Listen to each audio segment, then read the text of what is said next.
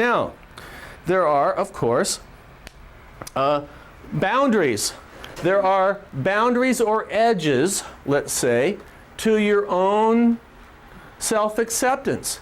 There are boundaries or edges to where you have not generated medicine because things that you haven't dealt with, that you haven't worked with, and so on. So your medicine is to some extent limited by what of yourself you've been able to reclaim, reaccept, bring back into yourself.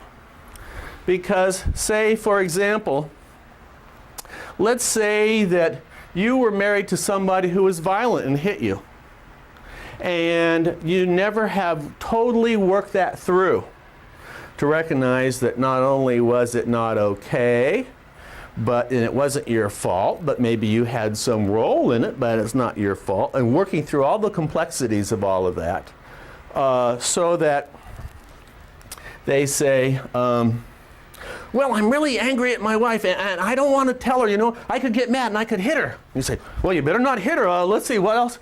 You know, and so you have a knee-jerk reaction. You didn't even think of it. It wasn't mindful on your part. It wasn't a carefully thought out, or you were being authentic, but it wasn't coming from your medicine part. It wasn't coming from that part of you of unconditional love and wholeness. It was a knee-jerk reaction that you had because you still have some unworked things of your own. And so you reacted to it. We all do. We can't help it. That's why they had developed, you might say, disciplines for counselors, where one discipline is try to stay centered, be aware of how you're feeling in the session, and focus on the client's presentation, and as they talk, reflect back what you're hearing. So then all of a sudden they say, well, I couldn't get angry at my wife. I couldn't tell her how I feel. I might get so mad I'd hit her. And you have a inside, but you're aware of that, but you say, you would get so mad that you would hit her? And there you're aware all of a sudden that they've touched on something that's scary for you, but at the same time you're trying to allow them to have their own space to explore. Well, that takes a lot of mindfulness to be able to do that. And I think that you've already experienced from your practicing and listening that you're all pretty reactive. You know, when the person, your partner, starts talking to you, you've got all of these pulls on you to say things, give advice, and so on. It's very hard to stay there in that meditative kind of way and reflect back.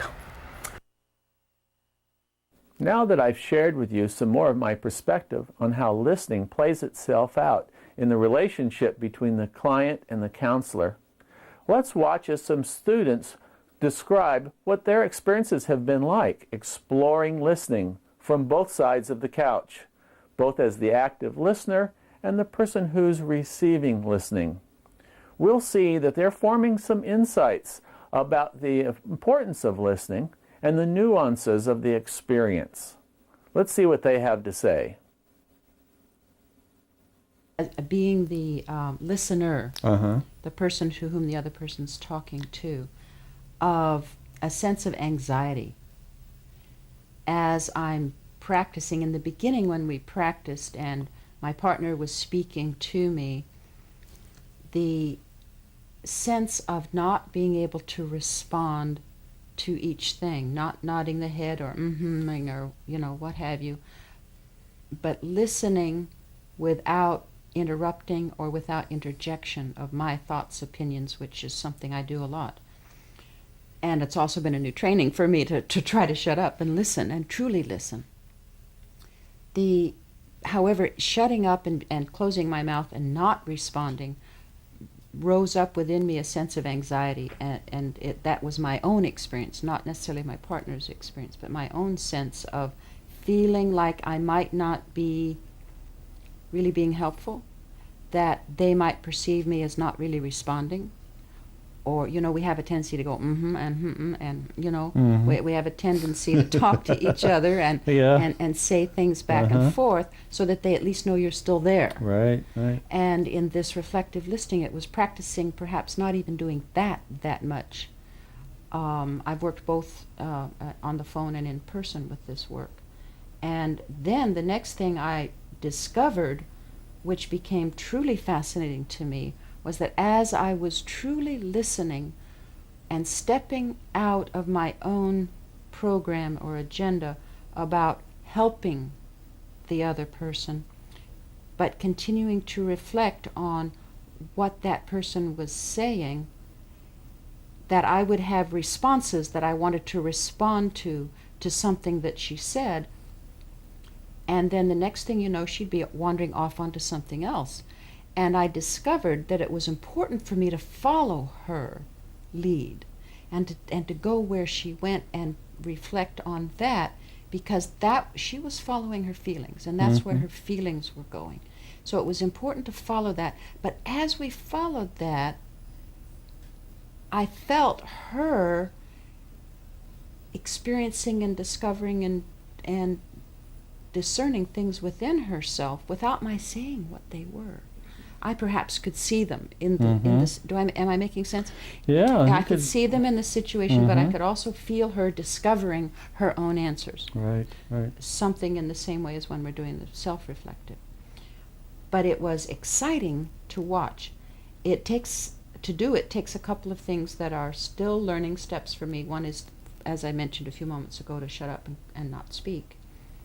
And the other is to just be with that person wherever they go, whatever they're up for, whatever's happening with them. So that's been very rich for me. What sort of opened up for myself, I think a surprise is that, to actually grasp this possibility that we really do have this wisdom inside us, so that in this coming back to oneself or feeding back to a person, that you're really helping them. And I did feel that expansion both in myself. I think it happened both ways, of both of all of us in a way, but going deeper and to me is that just in staying more within that process of how far it can kind of go. So you're taking it like accepting in good-naturedly the restrictions, like you might accept the restrictions of a meditation process. Not totally, but right. And then being surprised that in that you found that more came out of it than you would have expected. And that even though all you're doing is feeding back or reflecting, you're discovering the other person has this amazing ability to somehow use that mirroring themselves. They know how to somehow use it to help themselves. Right.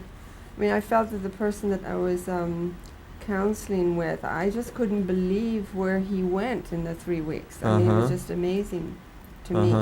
And the one thing that I did there was that I had a strong empathy experience in myself, and I was wondering, should I share this, should I not, but it just felt right. So I just, and I said that to him, and I just did it, and I feel that that was also helpful. So that I didn't feel totally rigidly constrained, and I understand that this is an experiment as well. And then when I was being counseled, I was surprised too that it could go so far inside myself, Just by giving a mirror like that. Going back and exploring more, and I was surprised too myself. I was surprised that the other person went so far, and I was surprised when it was done to me that I went so far. Yeah, in both cases, it surprised you, and it's because of a say negative expectation, or it surpassed your expectation. Surpassed. Right.